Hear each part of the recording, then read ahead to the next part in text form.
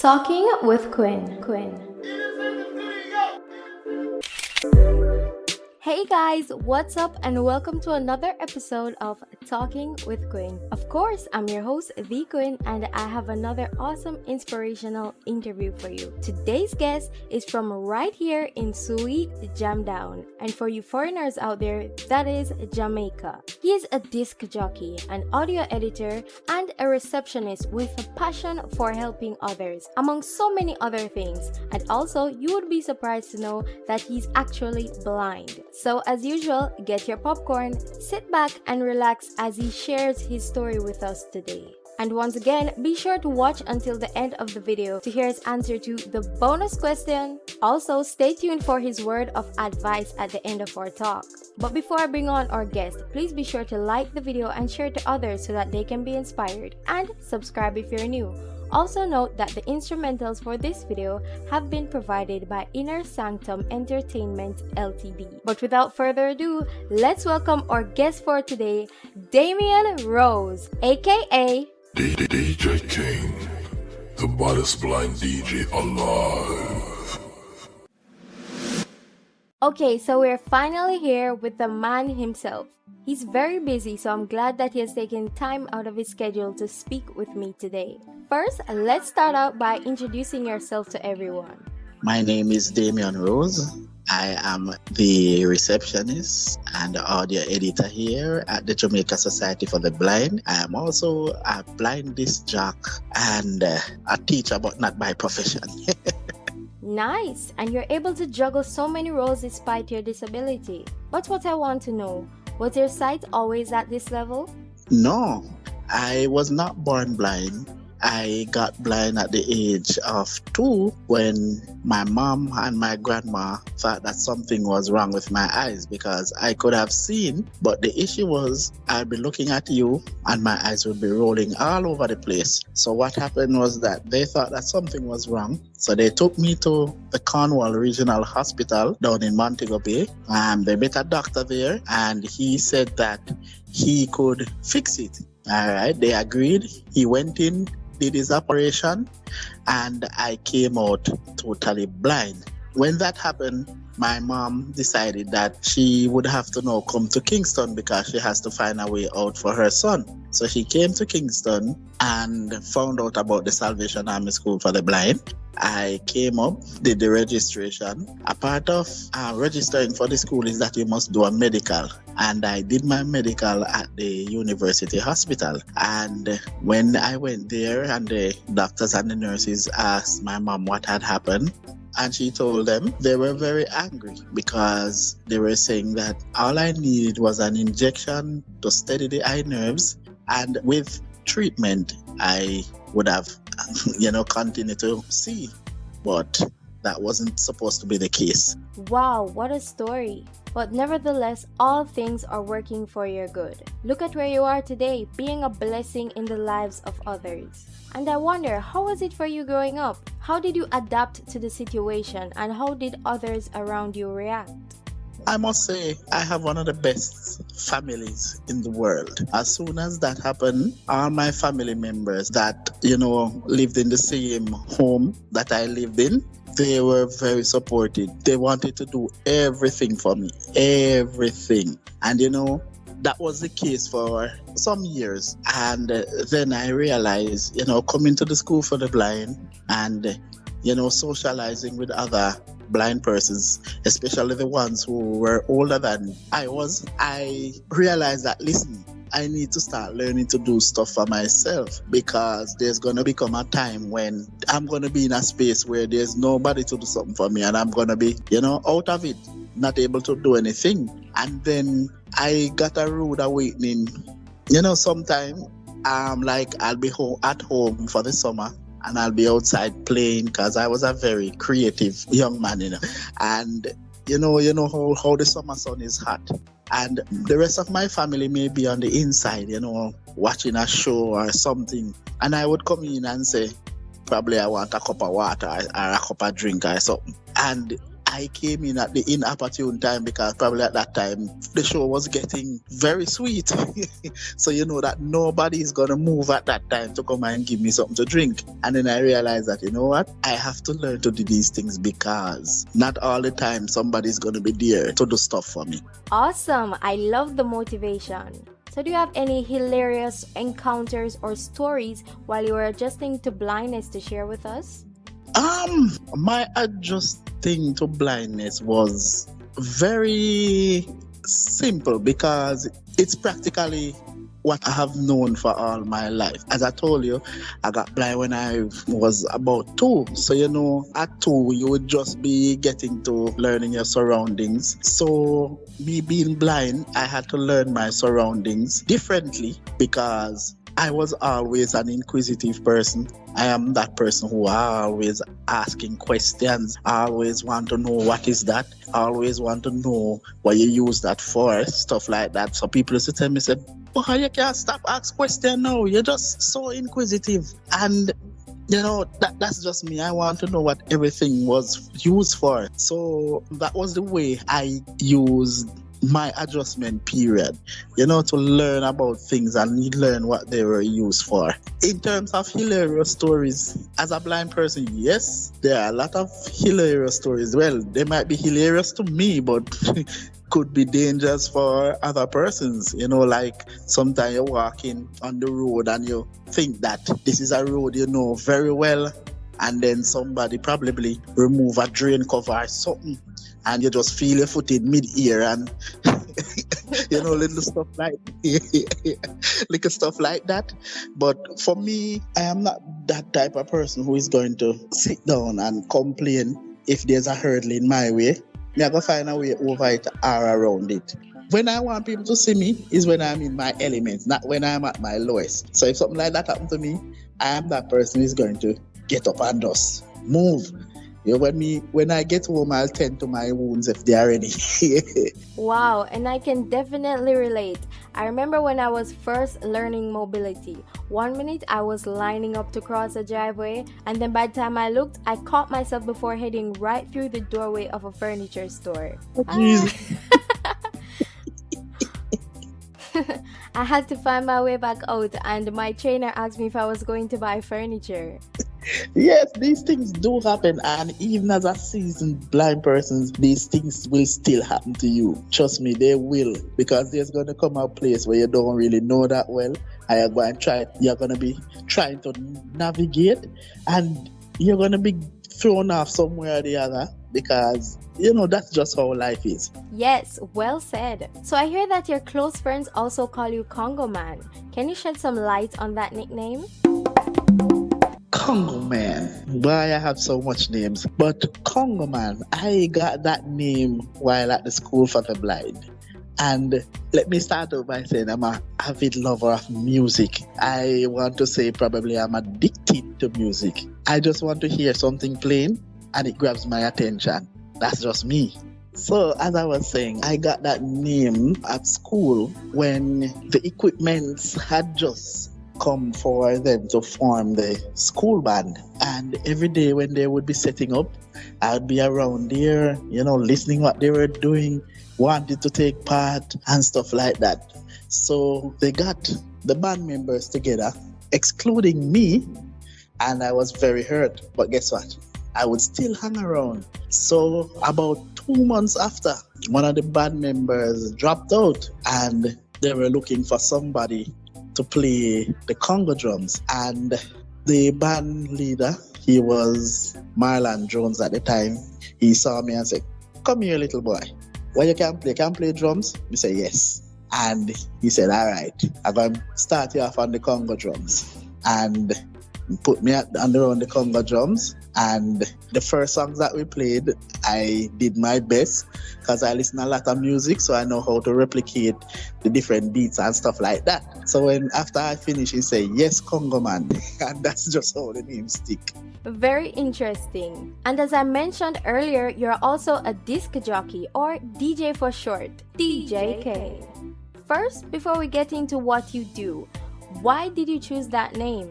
Well, for me, my blindness is more of a motivation than a deterrent to me.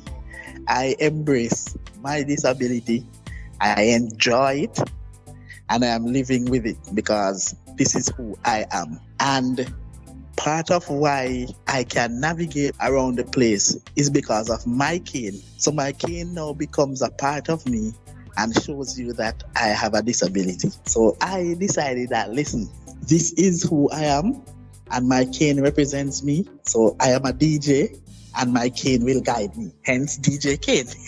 Wow, okay. Here I was thinking that you just love sugarcane. I do, but... So now, tell us about your job as a DJ. First, why did you choose this career path?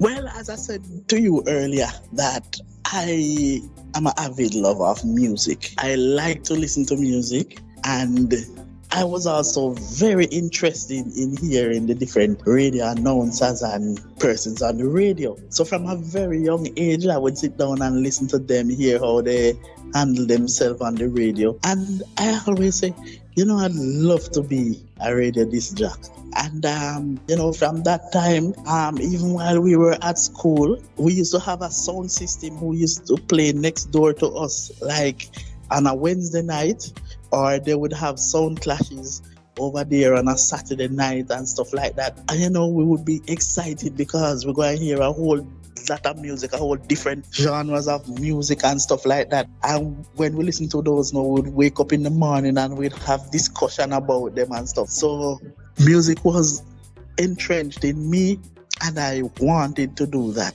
So, growing up, my brother DJ Ray, he's over there in England now, and a couple other friends, we used to say, we'd love to be DJs, but we don't know if they have anything out there for blind persons to use. Yes, we could handle the turntables and stuff like that, but we always say, we want something that's simple, that, won't impede us in our work. And then, with the whole advent of technology came along different softwares, and we would download them and try them and, discuss them and say, boy, this one is good, this one is not good. But then came along one that is called Mix, MIXX. And when Mix came around, we said, yes, this is the one, because Mix is that software that you can use the keyboard to do everything. And we said, yes, this is the one that we would use. And that's how I really started my disc jockey work. I have played at clubs, I've played at parties, I've played on the radio, national radio. You name it, I've done it as a DJ. I like that, finding ways to do what you love despite your disability. So where can we go to hear you in action? What platforms are you on? Currently, I am on 2 radio stations, 2 internet radio stations, and these are Zanj Radio, ZANJ Radio.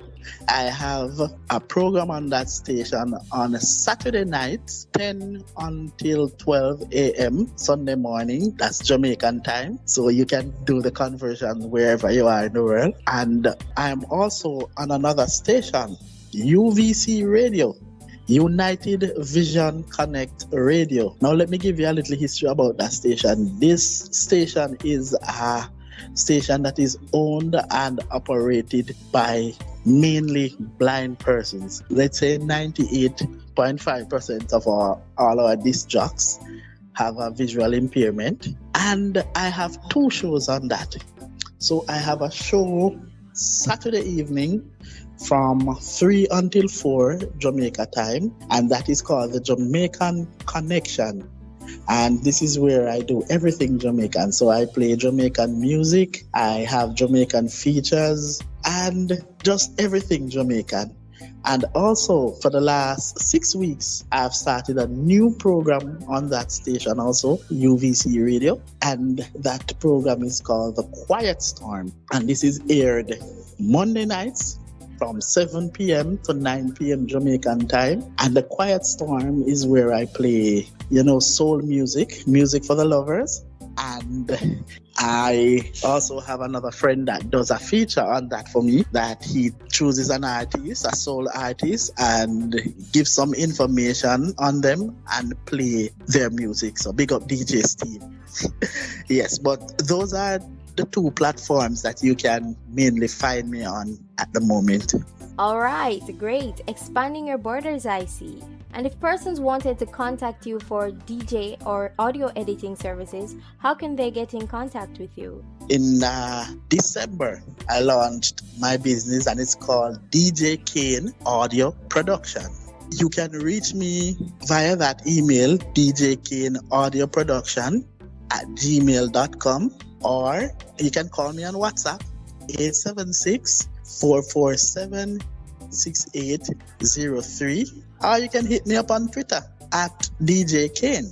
I'm currently working on the Instagram, or even on Skype at Damion.Rose2. Practically, I'm on most of the platforms. I'm also on Facebook, Damion DJ Kane Rose. When I get your message, I'll hit you back up and we can do business from there. Awesome. And guys, I'll be putting his links down below in the description so you can get in contact with him. And like me, I see that you also like to give a helping hand to persons, especially in the blind community, with their technology. As a matter of fact, you were the one who taught me how to use the talkback on my smartphone and also how to use the audio editing software and so much more. How did this passion for helping persons come about? From a young age, from a very, well, not very young, but like from I was teenagers, I found out that persons would normally come to me for information. And you know, when I can't provide that information and you hear the hurt in their voice, for me, that meant a lot. So what I tried to do was to try to read a lot and learn about a lot of things, so that if you even come to me and I don't know a lot about it, at least I must know a little, even the basics, to tell you about something. Now, when the smartphones and, you know, the whole advent of assistive technology came about, at first, I wasn't one of those who was very enthused, because I'm seeing a flat phone without no buttons, and I am wondering, how am I going to use this thing? Then I had started to use the computer, but at the time I didn't have a computer for myself, so I wasn't doing a lot of practicing. Then a friend of mine said, listen, you know too much. You are too much of a whiz to not have a computer. And that friend bought me a computer at the time. And so I was able to do more research, to practice a lot of things, and, you know, and from that time, that was, you know, in the early 2000s, teach persons about the computer. Well, before that, I must say I did a 2-year course at the Abilities Foundation. So I had a level 1 certificate in information technology from that institution. And that helped me. And, you know, it continued because person kept coming back to me, how to do this, how to do that on the computer. Then when it came to the smartphone now, I said that I wasn't going to bother with no smartphone, but another friend of mine, Sean Harvey, said to me one day, he asked me if I wasn't going to get a smartphone. And I tell him, boss, I'm not interested because the screen flat and I don't know how me use that. And he said something to me that pushed me. He said, listen, a man like you, if you get a smartphone, within 2 weeks of getting that smartphone, me know you will be teaching other persons. And I said, listen, if one person can have that, believe in me, why shouldn't I? So I saved up and I bought my first Alcatel phone. And the first day I had that phone, I missed a lot of calls. I missed a lot of calls because I couldn't answer it. Somebody teach me how to answer that phone. And from that day onward, I just decided, listen, I'm going to know everything about this phone because I know somebody's going to come ask me. And that's where it started for me. I have no problems in helping people. I know what it is like to not know about something and you don't have somebody to teach you about it. And I make myself available to anyone who is willing to learn because I know what it is like to not having somebody to teach you about something. So that's just basically me.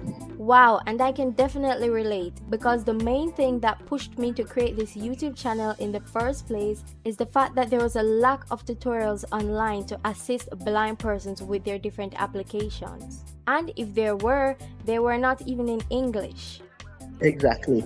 And you also work at the Jamaica Society for the Blind, which is where we met. Tell us what technological services are provided there for blind and visually impaired persons. Okay, so some of the technological services that we offer here, we teach a basic computer course in that we teach you how to navigate around a Windows computer using your screen reader, which for most of us is NVDA because we can't afford JAWS. So we use the NVDA and we teach you how to navigate around Windows. We teach you word processing using Microsoft Word. We teach you how to navigate the internet, stuff like that. Then on my side, when a client comes in with a phone, I am that person who teaches them how to use it using the screen reader and using their assistant to help them to navigate also. In terms of technology, that's some of what we do here at the JSB. One thing I always wanted to ask, when someone brings their devices to you, whether it be their tablets, laptop, or their smartphones, how do you put on the screen reader, especially given the fact that the device does not speak to you at first? Okay, so with the computer, let me start with the computer.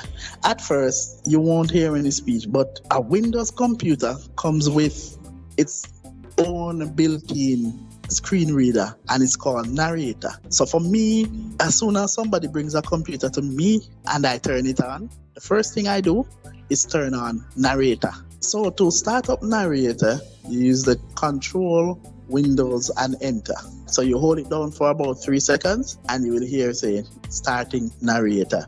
The same key combination turns it off, and I normally use Narrator to do the basic setups and then install the more accessible screen reader, which is NVDA. So for the phones now, a lot of these phones, to turn on the screen reader, you are going to need sighted help. So what I do with the persons in the front office, I always tell them how to access the screen reader and how to turn it on. As soon as they turn it on, then the phone is now in my world and I can operate from there. But at first, you're going to need sighted help to turn on the screen reader. And I think that's something that the phone companies, well, especially the Android, because on the iOS devices, you can tell Siri to turn on the screen reader. But for the Androids, that's something they really, really need to work on. Yes, indeed, and I definitely agree with that. Also, I want you guys to know that a link to Jamaica Society for the Blind website and their YouTube channel will be down below for you to check out as well. So Damian, what is next for you in your career and in your life in general? I just want to continue to help persons through my company, DJ Kane Audio Production. I would love to put on a workshop on audio editing and DJing, not only in Jamaica, but around the wider Caribbean. And if it takes me anywhere else, I would love to go. But it's just to get blind persons equipped. I am hell bent on getting that done. I want to see blind persons able to function out there even better than their sighted counterparts, because sometimes for us, people think that we can't do anything just because we are lacking vision. But we sometimes, they don't understand that we probably can do things better than them because we are hearing. And especially when it comes to audio, it takes a very good ear sometimes to pick up certain things. And because we depend mostly on our ear, we have an advantage over them in that area. So I would love to do a workshop someday and, tour the world showing blind persons how to do these things. I also want to, help the Jamaica Society for the Blind to be more recognized, get more blind persons into the whole realm of technology so that, we can help ourselves. Okay, and lastly, before we get to the bonus question of the day, what advice do you have for blind persons listening to you right now? Especially the ones that are just sitting at home and they love music just like you and they're interested in doing audio editing just like what you're doing. Get up, get the tools, and link me. Get in touch with me. Sometimes blind persons, and especially the ones that, they get blind later up in their lives, like in their 20s, 30s, it's kind of harder to motivate them because they could have seen before and then the sight went and the whole world has come crashing down on them. But There's always a way out. As I always tell people, there's always more than two ways to do any one thing. And if you try something and it doesn't work, it doesn't mean that you're worthless. It doesn't mean that you should give up. It just means that, hey, try this another way. So I would say to them, get up, go out there, make up your mind on what you want to do and pursue it however you think is best. Awesome, lovely advice. Now for the bonus question. First, what is your favorite genre of music? Reggae is my favorite genre, but R&B comes a very close second. Nice. And do you have a favorite reggae artist? Beresford Hammond. Yeah, the man from St. Mary. Alright, cool. And what is your favorite reggae song? Get Up, Stand Up, Fight Back by Richie Stephens and Garnet Silk. Awesome! Well, that is it for our little talk today. Before we go, say bye to the listeners. Take care of yourself, people. Remember, if you want, you can get in touch with me at djkaneaudioproduction@gmail.com or hit me up on WhatsApp 876-447-6803 and let's do some work. Let's make the world a better place. Well guys, that is it for talking with Quinn today. Hopefully you enjoyed this one and it has been a great help and inspiration to you. Remember that if you're interested in learning audio editing, his links will be down below in the description. Also, remember to like the video and to subscribe if you're new. Let's hear a word from our sponsors. If you need instrumentals, recording, mixing or mastering, maybe a music video, photo shoot or graphic designing, need bouncy castles, face painting, popcorn, cotton candy or characters for the kids? Want to do online or offline promotion, maybe both? Let's print your t-shirts and everything else. Here at InnerSanctum Entertainment Ltd, we got you covered. Reach us on FB and Instagram at InnerSanctum Entertainment Ltd, YouTube at InnerSanctum Entertainment, and Twitter at iSanctum Studios. Or call us at 1-868-338-4123. That's 1-868-338-4123. Well guys, thanks again for watching and I'll see you in the next one.